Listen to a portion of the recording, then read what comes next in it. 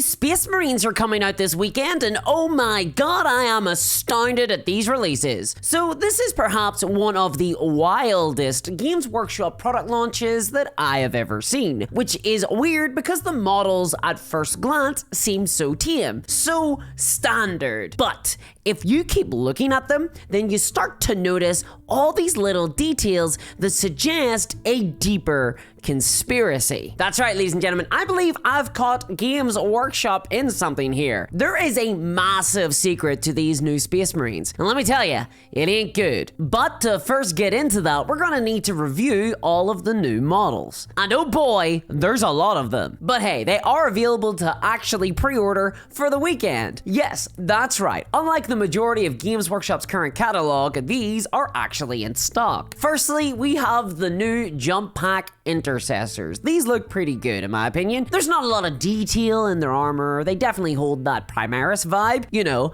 basic bitch. Though I do love the addition of a cavalry sword to the sergeant here. I think that's pretty nice. That said, I think the Games Workshop should have given him a cowboy hat and called him Captain Custer. Obviously, these are all pretty simple models, but that's fine. These are Space Marines. Space Marines are meant to be the easiest faction to paint and put together. I'm not really sure that they should be super complicated. I am happy the Games Workshop decided to go with the traditional jetpacks for these guys rather than the Inceptor jetpacks that those other flying troops for Space Marines use. I'm seriously glad that GW have stepped away from that goofy hovering look that Primaris were sort of stuck with before. I gotta say though, I'm not sure if I like these little exhaust vents at the back of the jetpack. Overall, I think I just prefer the OG Firstborn jump packs, the ones with the bigger vents. But overall, these look fine. They're basically just regular intercessors with a jump pack. In fact, they probably could have just been an extra sprue thrown into the existing intercessor kit as an option. It's kind of annoying that they were released as a totally separate purchase, especially considering the price. These are priced at around double the cost of the melee intercessors, which is just wild. So here's my suggestion. Instead, just buy some jump packs separately and add them to your existing intercessors. There's a lot of 3D sellers out there. You go on Etsy, you'll be able to find some jetpacks and you'll save a lot of money. You can also buy a captain separately too. I don't have a lot to say about this guy. He doesn't look very special. He doesn't look very different from the other jump pack guys. I mean, he looks fine. He's just a little bit more detailed. He does though have a cloak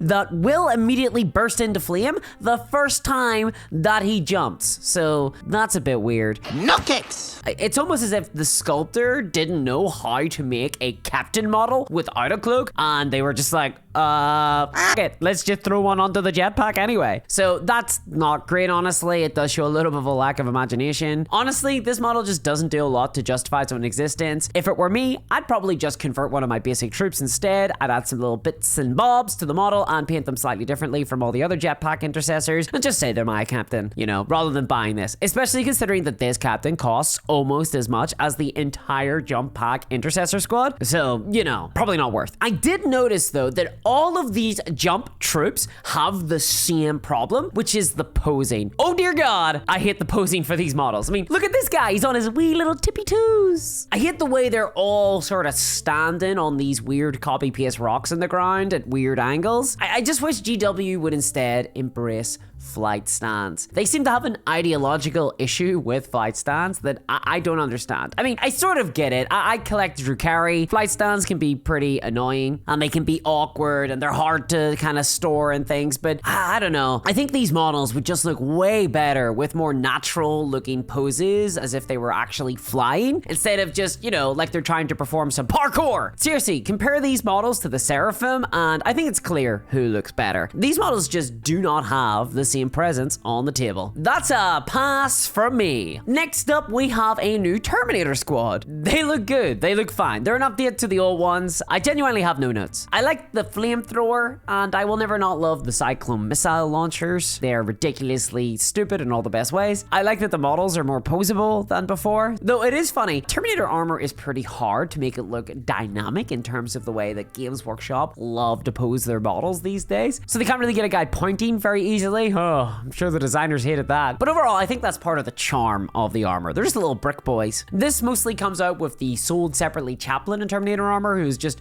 vaguely gesturing forward. Enemy? Yeah, sure, they're over there. These get a smash. Next, we have the Desolation Squad, and I am almost 100% certain that these came out before. Haven't these already come out before? I swear, I've seen these before. I thought they released ages ago. Yeah, so I don't like these. These are like the dumbest things I've ever seen. I really hate this look. It's just not to my taste at all. The guns that they're holding all look like they belong on the side of an aircraft. And if the guns were there, then I think they would look fine. But they're not. They're being held in the hands of some Space Marines, and the guns are just way too big. It makes the Marines 100% look like they're compensating for something. And these models actually highlight one of the problems with the Space Marine design, or at least the way the Games Workshop have kind of taken the Space Marine line. There's just so many new units that are standard Space Marine with a new gun. I'm really tired of that aesthetic. I really wish that there'd be a little bit more variety injected into the Space Marine line, which is kind of ironic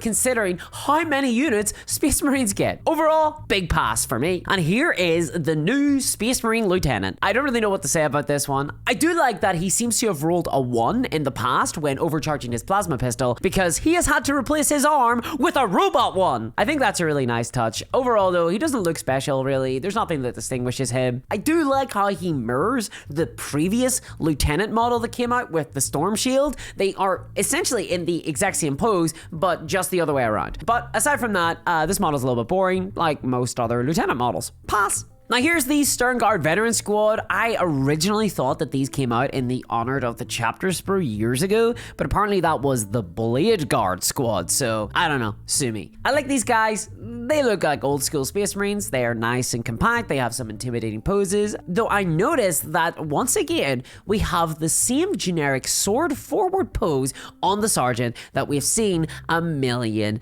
times before. Started to notice something there. This shows up everywhere in the Space Marine line, and it's disappointing to see it wheeled out again, like a care home trying to prove that an elderly relative is alive in order to justify further bills. Talk about your weekend at Bernie's. The description of these guys on the website says that there's a lot of accessories that come in the box, and looking at this bruise, it didn't seem like there was a ton of accessories, but yeah, I mean, wasn't like there was sprues and sprues of the stuff, but there is a reasonable amount of customization here. Basically a War Games Atlantic level of customization, which honestly should probably just be the standard. It's about 3 times the prices of War Games Atlantic box though, and I'm not sure how posable these models are. They don't look very posable. Overall, I do like these though. Smash! And this is a Brutalis Dreadnought, which is, of course, a Dreadnought. I mean, you've seen this before. I don't know. It looks good, I guess. Dreadnoughts always look good. I think they've got a really iconic design. You can't really go wrong with them. Although in this case, they've given the Dreadnought some Korean game claws for hands. Ooh, the claw. But as a result, these Dreadnoughts will struggle to pick up anything of value. Seriously, it's the Koreans' fault. It's not a skill issue. This model gets a smash. It's an oldie, but a goodie. Okay, now here's probably the highlight of the release for me, at least the good highlight. This is the Company Heroes set. This comes with a Captain, a Champion, an Ancient, and 2 Veterans. What do these words mean? Are they interchangeable? Who the f knows? But they look really cool. It's basically impossible to tell any of them apart, man. They all look as important as one another. They all look like Space Marines. No idea what is meant to be an Ancient or a Veteran or whatever, but overall, as a squad, as a cohesive unit, I think they look pretty good. And while they do overall look very similar to your average Space Marine, there seems to be a little bit of imagination applied to the sculpts of these models, something that we don't really see very often. For example, I don't know if it's just the picture that was taken here, but this model looks a little bit thinner than all the other Space Marines, like he's on a diet. And I really, really like that. I like that there's a little bit of differentiation that isn't just another greebly bit copy and pasted on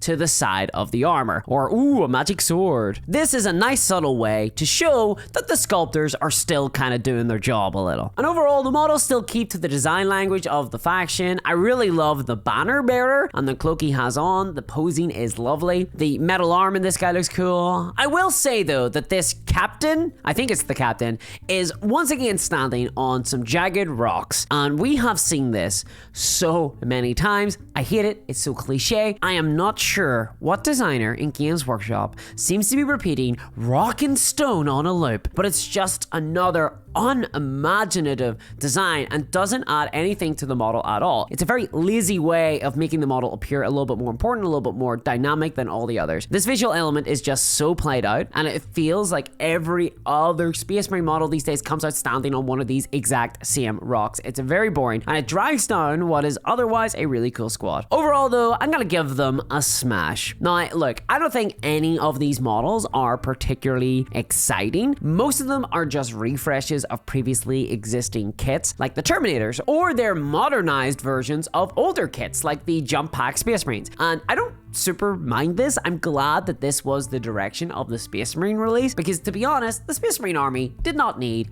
any new units. It's already a big bloated mess, so it's good that someone over in Games Workshop finally held a knife to the throat of the accounting team and screamed, "No more!" But I gotta say, without a doubt, the most impressive thing released this weekend is the Space Marine Combat Patrol, because oh yes, out with the old, in with the new. There is a new Combat Patrol for Space Marines, and when I first saw it, genuinely, I laughed. And not out of joy or maliciousness, but I was simply taken aback at how pathetic this box set is. Seriously, look at this thing.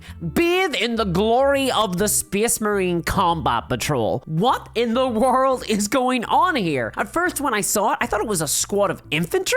It's just bafflingly small. It's like someone over at GWHQ thinks that Warhammer is a skirmish game and they get to charge skirmish game prices. It's seriously ludicrous. Right now over on GameFound there is a new miniature war game called Margrave the Marcher Lords. It's being crowdfunded by the YouTuber George over at 3 Seals Gaming, and he's literally, I think he's producing miniatures like out of his living room, and he's selling 50 models for 90 quid. How in the world is a new startup competing and offering better value than a billion-dollar company like Games Workshop? It's just insane. How the hell did we get here? Nanomachine, son! I know we probably should have seen this coming, but really, like 13 models for £95 or $160, that's £7 or $12 a model made out of cheap plastic. It's wild. And I'm including, by the way, the bonus teleporting Homer beacon, which is really small, and really it probably shouldn't count as a full model. Does this actually win out as the worst value box set that Games Workshop have ever produced? I think they might have. I think this might actually be worse than the previous grandstander of the Black Templar Army box. Frequent viewers of the channel will remember that bad boy. It's wild. I mean, I get sick for a couple of weeks, you probably hear it in my voice right now, and this is what I come back to. Wow. And in fact, overall, the prices for these new releases seem to have emerged from Wonderland. I mean, the datasheet cards that are coming out have doubled in price for no reason. They've gone from $25 to $40. Why? Fuck you, that's why. The Jump Pack Intercessors, the Stern Guard, the Desolators, they're all at 60 bucks. That's for 5 models, by the way. So for the Jump Pack Intercessors, they doubled in price. Like I said, they've doubled in price. The Assault Intercessors, you get 10 for $60. It's insane. For what? For the backpack? That's wild. The Company Heroes and the Terminators are at 65, and then the